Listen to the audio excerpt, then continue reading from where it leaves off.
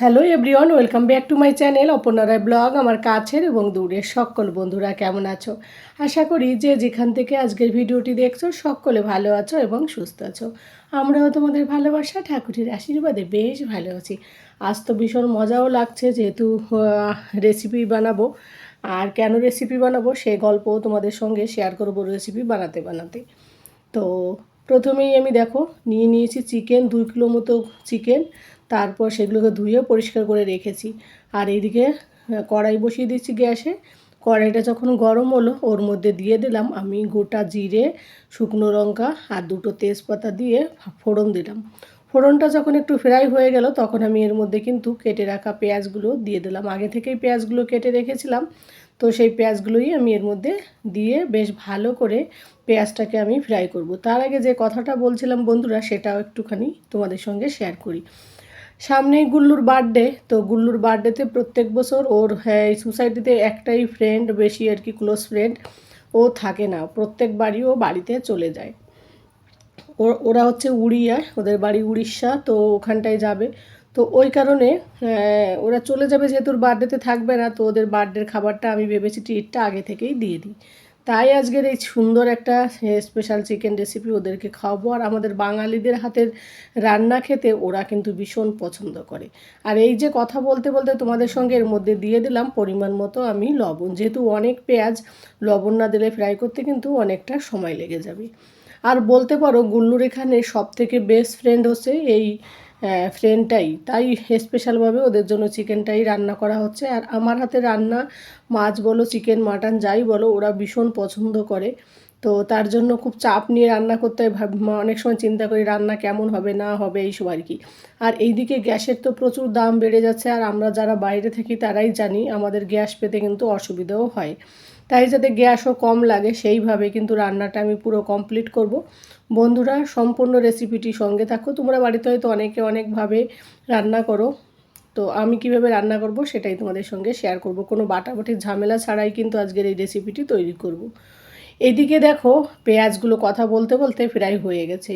এই পর্যায়ে এই যে আমি আগে থেকে মিক্সি গ্রাইন্ডে বেটে রেখেছিলাম শুকনো লঙ্কা আর হচ্ছে কাঁচা লঙ্কা, বাস এই দুটো জিনিসই শুধু মিক্সিতে দিয়েছি, বাকি কোনো কিছুই দিইনি। আর এই যে ঘরে ছিল রসুনের পেস্ট আর ছিল আদার পেস্ট, সেই আদার পেস্ট আর রসুনের পেস্ট 1.5 চামচ করে আমি দিয়ে দিয়েছি। খুব কম মশলাতেই রান্না করব।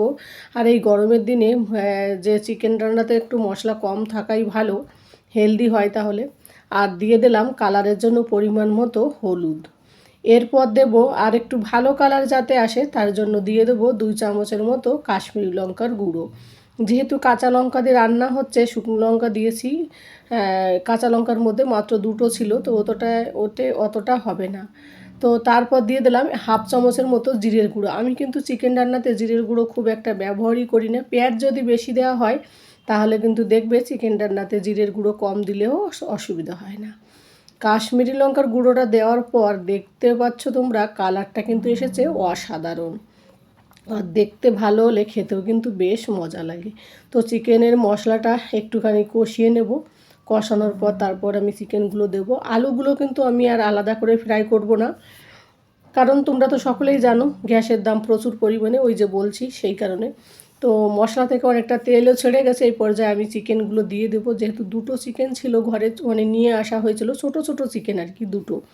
আর ছোট ছোট চিকেনগুলো দেখবে একটু সফট হয়, খেতেও বেশ ভালো লাগে, টাইমও কম লাগে।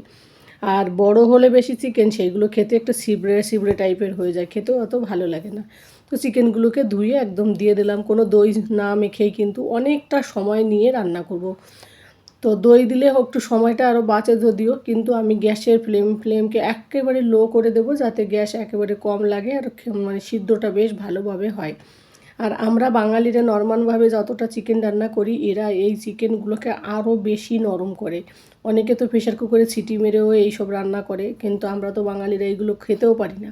তো আমরা যেভাবে করি সেইটা মানে বিশেষ করে আমি যেভাবে রান্না করি ওরা তো বাঙালি, অন্য বাঙালিদের রান্না খায়নি।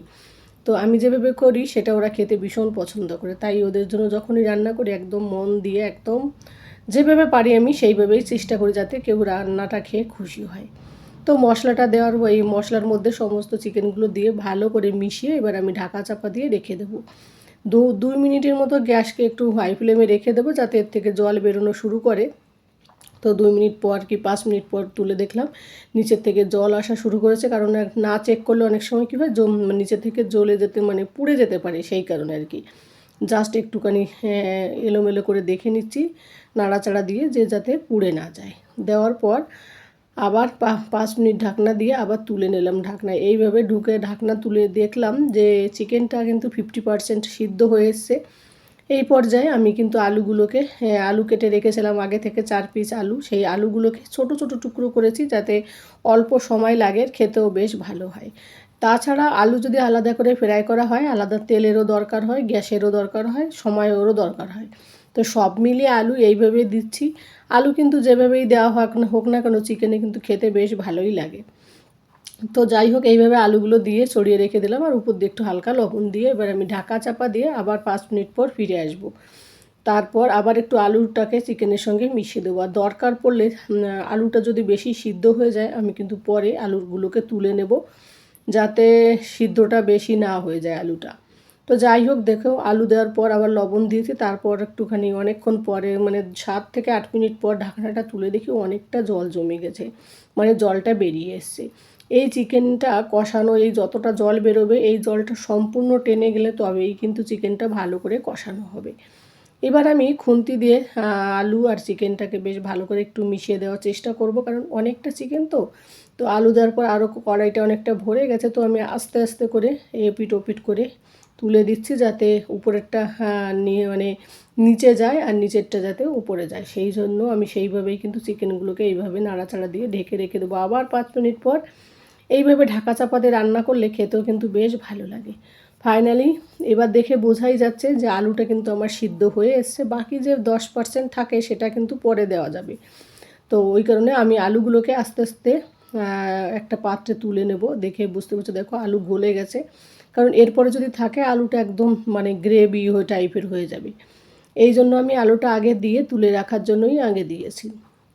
তোমরা চাইলে একটু পরে দিয়েও কিন্তু করতে পারো, তো আমি তুলে রেখে করে দিই যাতে কোনো আলুটা না ভেঙে যায়, সেই কারণে। এবার আলুগুলো তুলে নিলে চিকেনটাকে বাকি যে ভাগটা রয়েছে চিকেনে সেটা কষাতেও আমার সুবিধা হবে, কড়াইটা যেহেতু ছোট। আর চিকেনের কালারটাও কিন্তু বন্ধুরা দুর্দান্ত এসছে, দেখতে পাচ্ছ। আর খেতেও বেশ ভালো হয়েছিল, ভাত রুটি তরকারি সব কিছুর সঙ্গে কিন্তু জাস্ট জমে যাবে। তো যাই হোক এবার চিকেনটা আবার একটু নাড়াচাড়া দিয়ে এবার এইভাবে আমি আবার ঢাকা চাপা দিয়ে আস্তে আস্তে করে এইভাবে কষাতে থাকবো। চিকেন দেখবে ম্যাক্সিমামই কষানো খেতেও ভালো লাগে, অনেকে আবার একটুখানি হালকা গ্রেভি খেতেও ভালো লাগে, যেহেতু ভাতের সঙ্গে খাওয়া হবে হালকা গ্রেভি থাকলে আরও বেশি টেস্টি হবে। তো যাই হোক এবার আবার একটু ঢাকা চাপা দিয়ে নেবো, অনেকটা দেখে বোঝা যাচ্ছে যে চিকেনটা কিন্তু অনেকটা সিদ্ধ হয়ে এসছে। তো বন্ধুরা এইভাবে ঢাকা চাপা দিয়ে আমি আস্তে আস্তে করে চিকেনটাকে কষাতে থাকবো, দেখতে থাকো। আশা করি তোমাদের আজকের রেসিপি, আমার এই চিকেনের রেসিপিটি অবশ্যই ভালো লাগবে।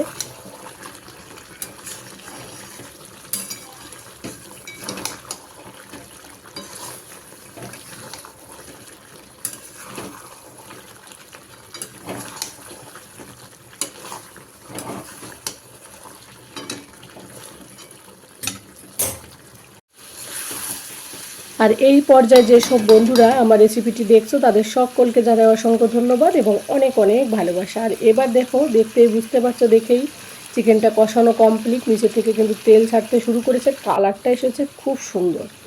তো একেবারে লোভনীয়, যারা ঝোল খেতে চাও না তারা এইভাবেও কিন্তু চিকেন কষা করে খেতে পারো। তো এবার আমি এই চিকেনের মধ্যে পরিমাণ মতো ঝোল দিয়ে দেবো, খুব একটা দেবো না, কারণ হালকা করে গ্রেভি রাখবো, বেশি গ্রেভি রাখতে গেলে একটু পানসে টাইপের হয়ে যাবে, সেই কারণে। আর চিকেনে দেখবে বেশি গ্রেভি খেতে অতটা ভালো লাগে না, জাস্ট হালকা থাকলেই চলবে।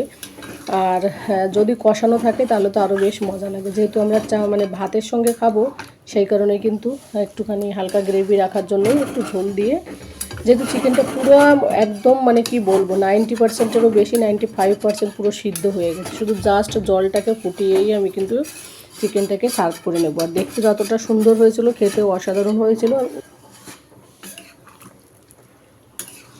গুল্লুর ফ্রেন্ডের মা বাবা ওরা তো খেয়ে খুব খুশি হয়েছিল, বলেছিল যখনই খায় তখনই বলেছিল ওর বাবা আর কি, যে চিকেনটা খুব টেস্টি হয়েছে। আর গুল্লুর ফ্রেন্ডের মাও কালার দেখেই বলছিল ভালো হয়েছে, বলছিল বেশ ভালো গ্রেভি রেখেছো। যাই হোক তারপর এই যে ঝোলটা যখন একটু ফুটে এলো, একটু কমে এলো, তখন কিন্তু আলুটা আমি দিয়ে দিলাম, যে আলুগুলোকে আগে থেকে তুলে রেখেছিলাম। দিয়ে দেখলাম যে ঝোলটা একটু যদি একটু কাঁচা থাকে ভিতরে আলু, তার জন্য আবার একটু জল দিয়ে এবার আমি আবার ঢাকা চাপা দিয়ে 5 মিনিট পর ফিরে এলাম। দেখলাম যে একদম জলটা ফুটে উঠেছে।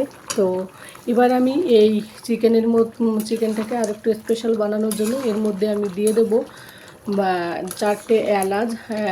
ভালো করে একটুখানি থেতো করে নিয়েছি, সেই 4টে এলাচ দেবো। এলাচ দিলে কী হবে, চিকেনের মধ্যে এলাচের যে একটা গন্ধ থাকবে সেটা খেতে কিন্তু অসাধারণ লাগবে, আর জাস্ট ওয়াও আর কি। তারপর বাড়িতে বানিয়ে রাখা কিছুটা গরম মশলার পাউডারও হালকা করে একটু দিয়ে দেবো, জাস্ট সামান্য পরিমাণের মতো।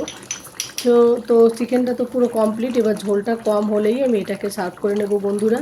আর এইদিকে দেখো, এই যে এলাচগুলো যে আমি থেতো করে নিয়েছি সেই এলাচগুলো দিলাম। চিকেনের রান্না শেষে যদি একটু এলাচের এরকমভাবে থেতো করে দেওয়া হয় তাহলে কিন্তু খেতে খুব সুন্দর হয়। এটাই হলো চিকেনের সিক্রেট টিপস। তো যেমনটা সুন্দর গন্ধ আসে, মানে জাস্ট ওয়াও লাগে আর কি। তো বন্ধুরা, রান্নাটা প্রায় কমপ্লিট। আর ওই যে তোমরা তো জানো, রান্না করতে করতে বারবার গ্যাসে হাত দিয়ে পরিষ্কার করা আমার একটা বাতিক। তো চিকেনটা কেমন হয়েছে নিশ্চয়ই তোমরা বুঝতে পারছো। দেখতে যতটা সুন্দর হয়েছিল, খেতেও কিন্তু অসাধারণ হয়েছিল। তো যদি ভালো লাগে আজকের আমার এই রেসিপিটি, অবশ্যই একটা লাইক করে দিও আর একটা কমেন্ট করে দিও। তোমাদের একটা কমেন্ট, একটা লাইক আমাকে পরবর্তী ভিডিও বানাতে ভীষণ ভীষণ উৎসাহিত করে। তো বন্ধুরা, আজকের রেসিপিটি আর বেশি বড় করব না। যে যেখান থেকে দেখছো সকলে ভালো থাকো, সুস্থ থাকো এবং সাবধানে থাকো। দেখা হবে তোমাদের সঙ্গে অন্য কোনো দিন অন্য কোনো রেসিপিতে। আর আজকের রেসিপিটি শেষ পর্যন্ত দেখতে থাকো। কালারটা ঠান্ডা হওয়ার পরে আরও দেখো কত সুন্দর এসেছে, একেবারে লোভনীয় কালার এসেছে। আমি একটা পাত্রে সার্ভ করে তোমাদের একটু দেখাচ্ছি, দেখতে পাচ্ছ খুব সুন্দর হয়েছিল বন্ধুরা। তো বন্ধুরা, আজকের ভিডিওটি এখানেই শেষ করছি। Tata, bye bye. সকলে ভালো থাকো, সুস্থ থাকো, সাবধানে থেকো।